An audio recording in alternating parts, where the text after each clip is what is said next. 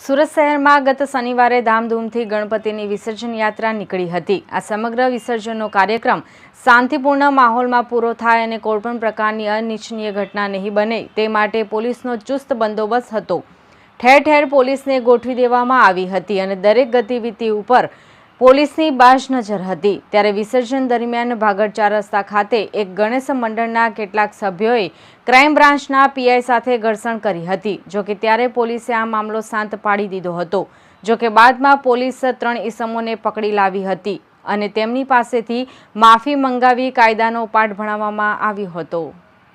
મળતી માહિતી મુજબ આગળ 4 રસ્તા પર વિસર્જનને લઈ એક બાજુ ભારે ભીડ હતી, બીજી બાજુ પોલીસ દ્વારા સમગ્ર પ્રક્રિયાને શાંતિથી પાર પાડવા માટે ભારે જહેમત પણ ઉઠાવવામાં આવી હતી। ત્યારે ટ્રક આગળ લેવાના મુદ્દે ગણેશ મંડળના સભ્યો દ્વારા ક્રાઇમ બ્રાન્ચના પીઆઈ સાથે ઘર્ષણ પર ઉતરી આવ્યા હતા, જેને ત્યારે સ્થળ ઉપર અફરાતફરી સર્જાઈ હતી।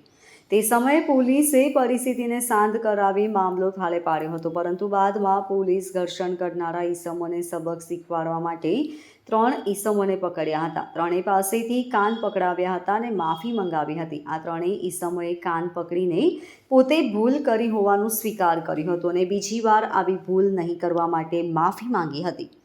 Bureau report LK star news, Surat.